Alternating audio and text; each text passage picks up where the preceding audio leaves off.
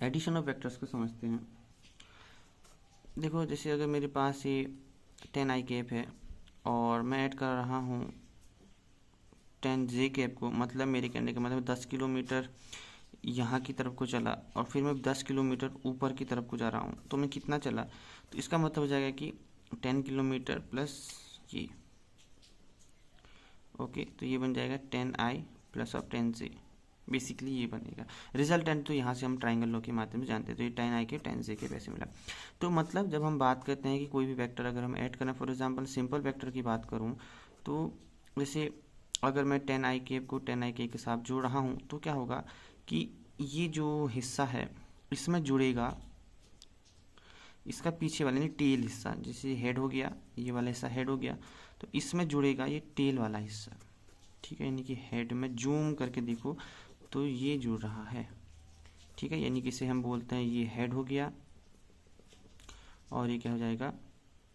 Tell हो गया। तो ये दोनों जब जुड़ेंगे तब हम कहेंगे कि ये दोनों ऐड हो गए। वैसे हम ट्राइंगल लॉ वगैरह तो पढ़ लिया है, बट एडिशन वाली भी हम बाद में पढ़ रहे हैं, थोड़ा सा कुछ और कारण है, ठीक है। अगर मैं सब्ट्रैक्शन की बात करूँ, इसका मतलब है कि जैसे मेरे पास अगर ए है उसमें जोड़ रहा हूँ बी को, इसका मतलब हो जाएगा कि नेगेटिव बी को मैं जोड़ रहा हूँ, यानी कि ये मान लो इसको, ठीक है। यानी कि सब्ट्रैक्शन का मतलब ए माइनस बी का मतलब हम कह सकते हैं कि ए प्लस और माइनस ऑफ बी। जैसे अगर मैं कहूँ कि अगर मैं ए माइनस ऑफ बी कर रहा हूँ, जैसे मैंने कहा कि ये वेक्टर ए है, ठीक है, अगर मैं उसमें जोड़ रहा हूँ,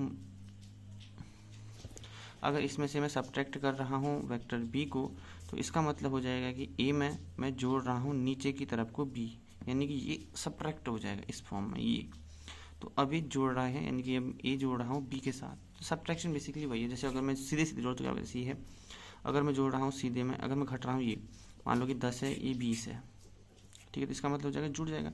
तो आप तुम कहोगे फ्लिप हो जाएगा, तो इसका मतलब तो ऐसे दिखना चाहिए, ऐसा ही फॉर्म मान लो, बट क्योंकि यहाँ पे डायरेक्शन 10 है, यहाँ पर 20 है, तो उसकी डायरेक्शन यहाँ की तरफ हो जाएगी 10 आई कैप, क्योंकि 10 कदम यहाँ चले, 20 कदम वहाँ से पीछे की तरफ आनी थी, 10 से 10 कैंसिल, बाकी बचा 10 नेगेटिव का 10, यानी कि माइनस आई डायरेक्शन हो बेसिकली। तो ये फॉर्म हो गया, तो इसकी डायरेक्शन इस फॉर्म में हो जाएगी, यानी कि 10 आई कैप हम कह सकते हैं विद नेगेटिव साइन, या फिर नॉर्मल मान लो कि दिशा इस तरफ को है, ठीक है,